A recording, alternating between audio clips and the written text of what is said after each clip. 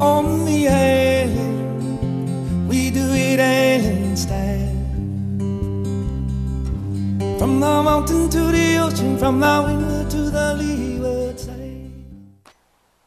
Hey, aloha everybody, welcome back. You're watching Rise Above Hawaii, which is a 30-minute talk story on health. And if you missed us last week, we're at an awesome place right now. I'm in Kailua Kona. Actually, we're on the road.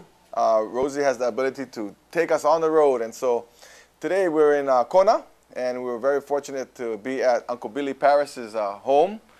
We had a great interview with Uncle Billy last week, and I wanted to kind of pick up on where we left off, because this man is a man of amazing intelligence and experiences like no other. So this is part 2.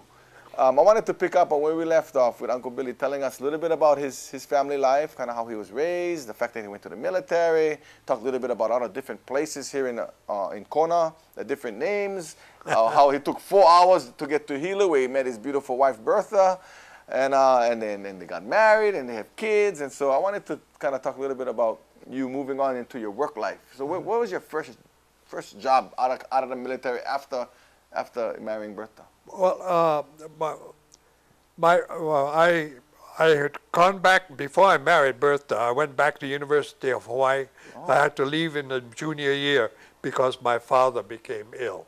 Oh. Come back and run the family business. Okay. And that, because we have our ranch when I came in, here in Kona, it goes all the way down to the ocean, and we have lands come up into this above. house. Oh, what's the ranch called? April of Well, today I call it Palika Ranch. Palika Ranch. 1926, huh? Well, that's Paris in Hawaii. So tell us a little bit about yourself. Okay, Back then was the Paris Ranch. I was W.J. Paris. I was born in Honolulu. These lands, my mother, Margaret Hine today Paris, her Hawaiian name was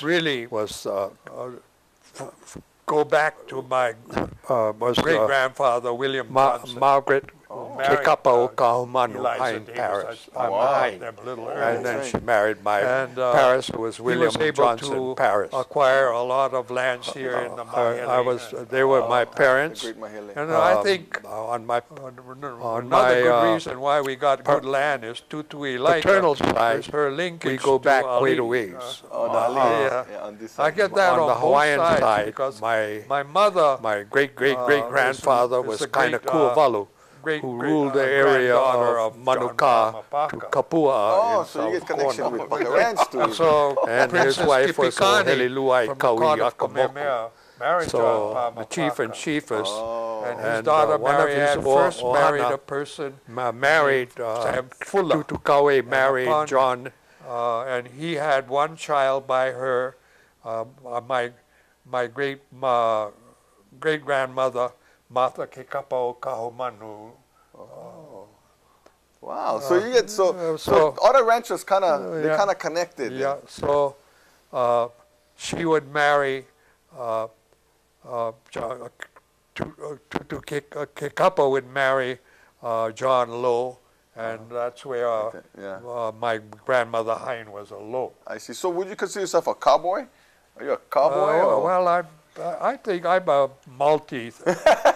Athlete? Oh yeah, he's an athlete, football player, but, businessman, rancher. Yeah. So I about coming back to Kona, and then we started. Was called upon to. The people looked up my retirement because we automatically went into the reserve for a while after we were kicked out of discharged from the active duty. Oh, okay. And so they were forming National Guard units here in Kona, and I became involved in that in 1948. Okay. And we had initially one artillery battery here, with Battery C. But Battery A was in Pauilo, but somehow it got in bad shape, and we had a big waiting list for people to get into the Guard here in Kona then, so they formed Battery A here, and I became commander of Battery A. Oh, so how long you was the commander with the National Guard before you moved on to be the rancher? Well, I mean, I was ranching and in the Guard at the same time. Oh, I got you. But that was an interesting career. Yeah. I tell you. Later on, I turned my battery over to Walter Kahiva. He's a boy who was a school teacher down in Milwaulee. Oh, wow. A boy who went into the Army in his sophomore year in World War II, went down to the Pacific. He got his GE degree and used to go summer school. He was an excellent teacher. Really? Local boy? Local boy. Yeah? Excellent teacher. In fact, we were having a class during our Inspector General coming to Kona, and we was in communication. So I picked Walter to give the class. And that Inspector General said, I've been all over the Pacific, but I have never seen a lecture presented as well as by Lieutenant Kahiva. Really? Too good. Oh, Too boy. Good. So he succeeded me as battery commander when I went up to staff, and did an excellent job. Let me ask you, you know, people are hearing you and they're thinking, boy, this Uncle Billy, he has a memory like no other, and how do you keep yourself? You must be in your 80s. Well, you got to keep active. How you keep yourself healthy and happy? You keep your mind and your body going. And how have you done that? Well, you just keep by. I have a rather hard time with locomotion today, but I get out on the ranch and check up, and sometime I want to grab the nearest horse and get on when the boys are making mistakes, but the doctor's grounded me. So I can't. The best thing is just walk away and cool off. Yeah. That's all. Sometimes you see how they do. You get hot under the collar. Oh, I like short. To me, there's a right way and a wrong way. But let's be honest. But your injuries came mostly from the National Guard or accumulation of. Oh, and my love for Hawaiian people too. This church across the street, I was not an active member there when I was a little boy because my grandmother and my grand aunt Ella Hudson Paris, she was a great translator of Hawaiian into English. Okay. You look in the Nahimeni Kalasia, wherever you see the pen name Hualalai, it's my aunt, the translator, grand aunt. So we'd go more to Kahikolu Church when I was on the road to Napopo when I was a kid. But moving over here, and these people down here composed a lot of their own music. Music, you're listening to that beautiful singing from, with the echo up here. Yeah. And nice music. Oh boy. Good for the health. Good. So I became interested in that, but never really became associated with this church until after my marriage with Bertha. Okay. And then we became active members of the Sunday school teachers and everything else at this church.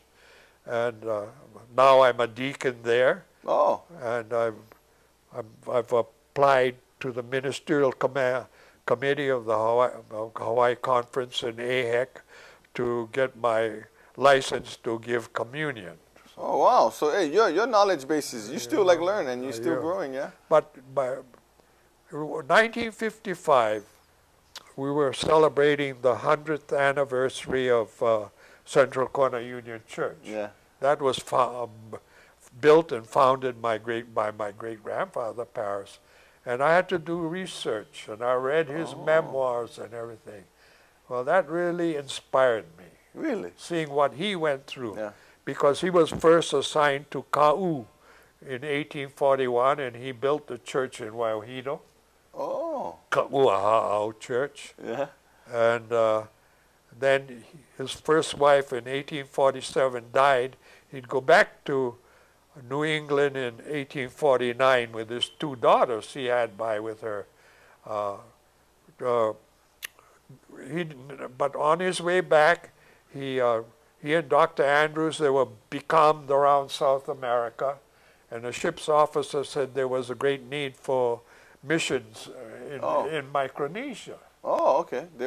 He went back into he and Dr. Andrews to the American Border Missions, and they prevailed, and they decided to send missionaries to Micronesia. So our churches in Hawaii have had a close link with Micronesia ever since.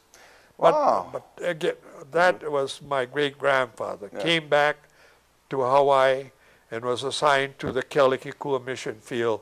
In all, he would build a total of 10 churches on the west side of this island. Wow, it's church starting man. in Kau. He was Akamai in building. Wow. Speaking how 50 to 100 people would get on these big logs and pull them down the side of the mountain from the forest and then hand hew them with adzes and everything. And make the main cross beams. Wow, too good what back they then, no? did back then. And then the first church at Kepulu is where Kaikolo Church is located. That's the place name.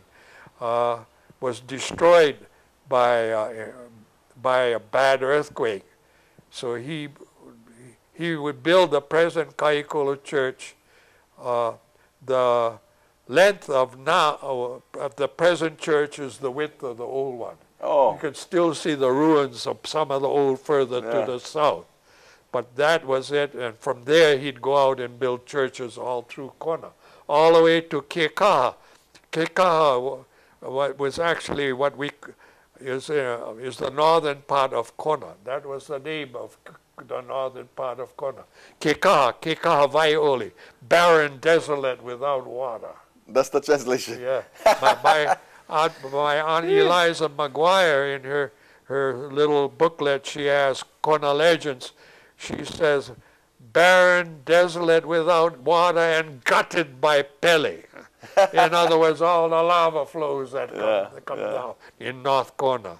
Nice, nice. So that was my Aunt Eliza McGuire. She's my grandmother Hine, Eliza Lowe McGuire, my grandmother Hine's sister.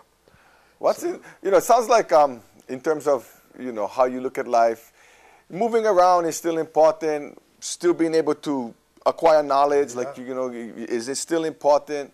Sounds like spirituality is also important. What else is important to you? I'd like to get the geography of Kona straightened once and for all.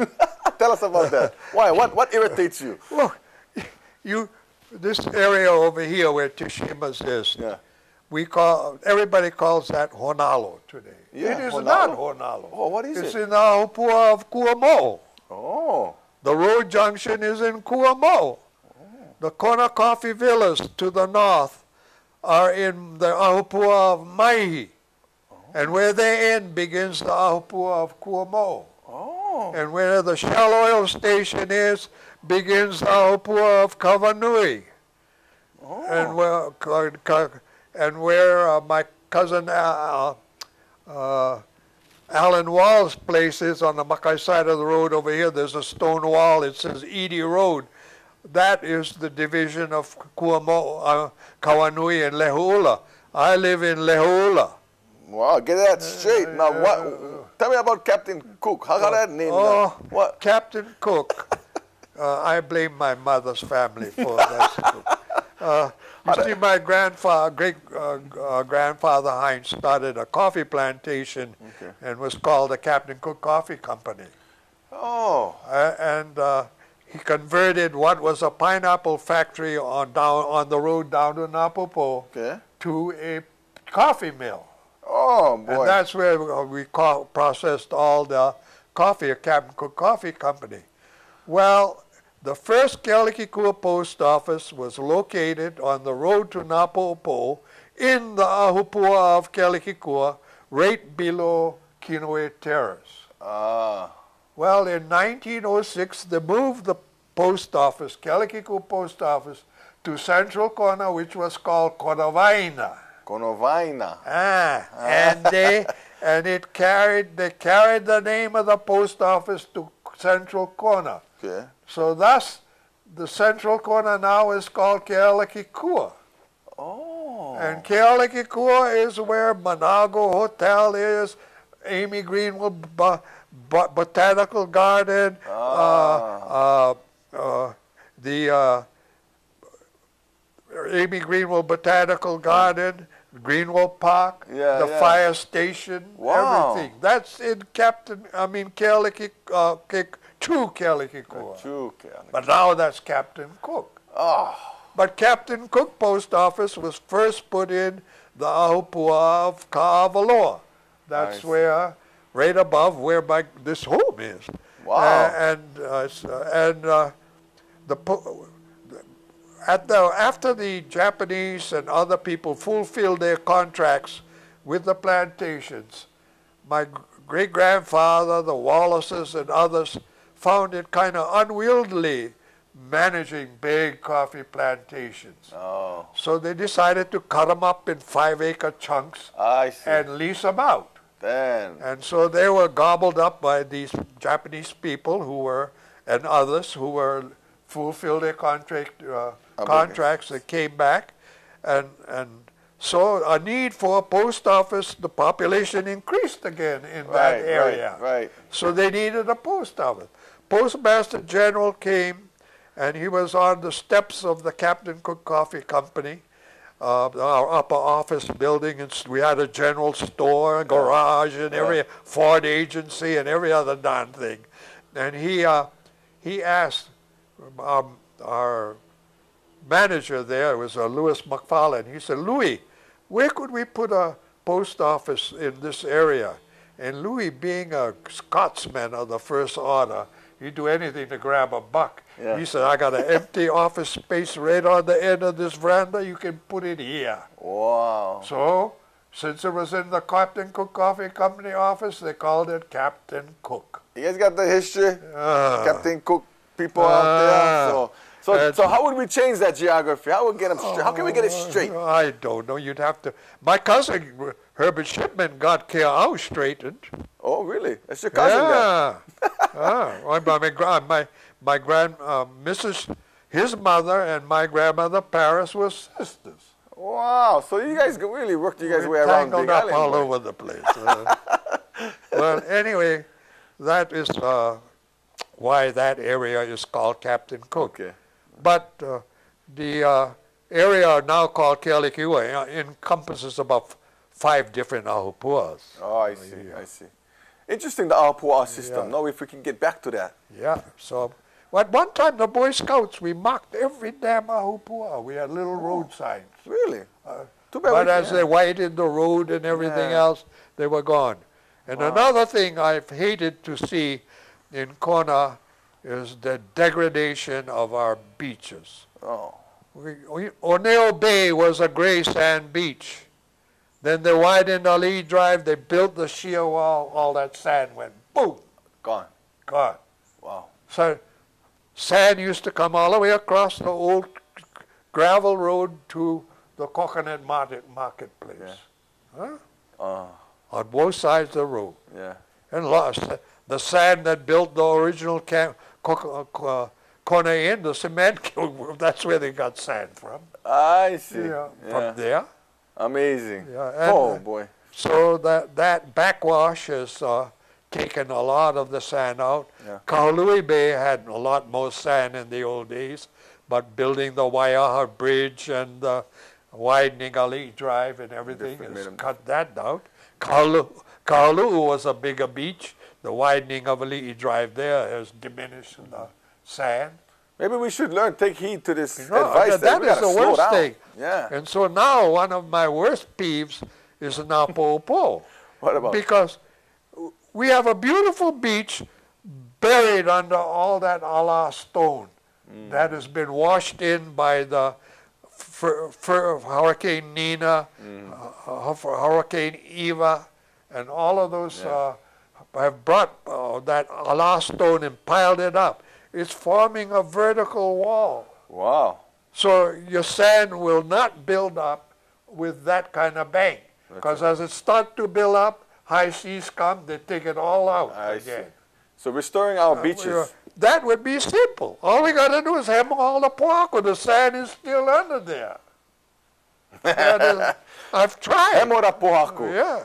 I've tried. I said to the Department of Land, why the heck, when our National Guard got activated, bring our damn prisoners from what you call Kulani, wherever. Kulani, and they can you can house them there at the National Guard Armory. Yeah. They're all gone. Yeah.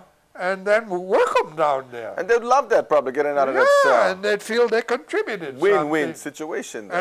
And the usable rock, store it nicely. Yeah. So as you expand the park and everything, you can use it for walkways and buildings and everything.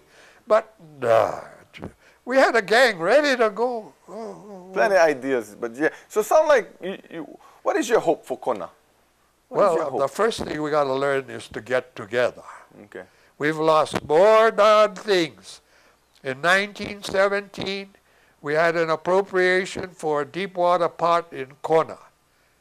North wanted it in Kailua, South wanted it in Kawalo. Okay, we got to work The together. two sides fought. Oh. Okay. So both my grandfathers are senators. So Grandpa Hine and Grandpa Paris go back to the Senate. Charlie Rice was the honcho in the Senate then. He says, Robbie and John, you got your people together yet? No. Till today. And he said, oh, the hell with you. We're going to give the money to Port Allen and Kahului. So we lost our deep water port here in Kona. So your hope for Kona is we got to start working together. Working together. Now, I busted my buns for the Ali'i Drive realignment. Okay. And Harry King was then our civil defense administrator. Yeah. And he had a great fear for Ali'i Drive because in case of a local tsunami, they'd get trapped like rats down there. So he wanted a quick access. We had several subdivisions. We could have knockdown gates attached thereto. In case of a tsunami, they could all have a quick escape route. Right. And with that, and then Luce from Waimea and myself, we were on the West Hawaii Advisory Commission to the State Transportation Department. We got the Ali'i Drive realignment lifted from priority 38 with Harry Kim's Kokua to priority 4. Wow. Then we get an appropriation of $50 million to build a highway between there and Kyoho. And it was they were planning for the future, take enough land for 4-lane drive. But those damn subdivisions in the middle, excuse the word, they started saying, we don't want a high-speed road going through our area. We want a parkway with bicycle lanes and everything. We lose $50 million because we couldn't, right there. Wow. We had the appropriation. Get it done. Then go back to the drawing board. Okay. And we got a realignment. $38 million gets appropriated. And then the burial commission, they find one skeletal remain in the Kalu area in a cave. Wow. They put the kibosh on that. Oh. So we kissed $38 million. That road is still not built. Wow. So, okay, so you're hoping for better roads in Kona? What else you hope for? Well, we need them. People working together? But then that is why Mayor Yamashiro went to that special ordinance and allowed Hokulia to proceed. So we could go from Kamehameha 3, connect with Ali'i Drive, and go all the way to Napopo Junction. Okay. And they were going to build a road when it cost us 1 cents. Wow. You see? So but that was done with a special ordinance, which was in violation of the state land use law. Right. Then we had 4 individuals, I won't mention names, and they bucked it, saying that land was classified agriculture, and why should it be turned into a residential, semi-residential area? Well, so they went to every planning commission meeting, because I went to every one. You're a community advocate too, ain't you? And I gave testimony for it. Wow. I told them I'd like to see these guys farm down there without and having to put the water down and conform to county regulation and everything. They go bust before they start. Yeah. Show me how that's egg. Yeah. Okay. But they lost in the planning commission, and the thing was approved. And by golly, they went in to litigation. Wow. Violation of the state land use law. Wow. And so they killed that project dead. So how did you become, we got about 5 more minutes left. I just wanted to share with you. So I know your hope for Kona. What about your hope for Uncle Billy? What's your hope for yourself? What is your hope for Well, yourself? I'd like to, I felt somewhat guilty by not being able to carry out my great-grandfather's ministry. So I'd like to devote more of my time in my elder years to the church. Okay. Okay. And that is one of my ambitions. All right. I'd like to see our people in Kona learn to work together. Because we've always been divided, north, south, Maukamakai, all our factions. It is not like the other areas where there were plantations dominated. Yeah. They got things done without any squawk, you know. Wow. Because we talk about the imbalance of parks, east and west Hawaii, but look how many of the parks on that side were built by the plantations for their laborers. That's true. And later taken over by the county. That's but true. our people that have come recently, they don't understand our history. Yeah. Yeah. They got to understand the history. And I felt, you know, I don't know if we're power, but our old style of government we had here in Kona, we had 3 supervisors from West Hawaii, 3 from East, and we had an elected chairman of the council. Oh, wow. We had no mayor. Never have mayor. Who was the... We didn't have this this way we're going through everything else. You had less bureaucracy. Oh, wow. You got things done. Amazing. Too good, too good. They couldn't pass the buck. That's the mayor or that, because the community. The chairman, he had to break any tie vote. So you were going to get a positive answer. All the time. And we had a guy here in Kona, Julian Yates. He robbed East Hawaii blind, I tell you. We got all our little secondary roads. Well, they were nothing more than almost 1-lane roads, but they were paved when the Puna end of Kinooli Street was still gravel. I remember when I'd visit my Aunt Annabelle Ruddle over there, we'd skid up the Puna end of Kinooli to get to the Ruddle house. So you're saying that Kona at one point had the better end of the deal? Oh, yes. Yeah, that's important to know. But in 1938, that changed. The council chairman was elected from the Hilo side, and we've been playing second fiddle ever since. You know, it's a really good chief. You know what? You guys got to be lucky to have this opportunity to hear from such a great man. I feel that type of government is far more efficient. Yeah. Even some of our extra former council people say, maybe we should go back, have something like that, and have maybe like a managing director to take orders from the council. Like that. Well, you know, hey, we're about 30 seconds away. Again, I wanted to just thank you folks for tuning in. The legend, Uncle Billy Paris. Thank you for letting me in your home. You shared a lot of information today. I hope you guys was taking notes, because this is a documented history right here. And there's nobody better to do it than Uncle Billy yourself. Thank you, Uncle, so much. We love you, and we wish the best for you. And we wish the best for you. Hello, everybody. Rise above. Aloha no hui ho. On the island, we do it island style.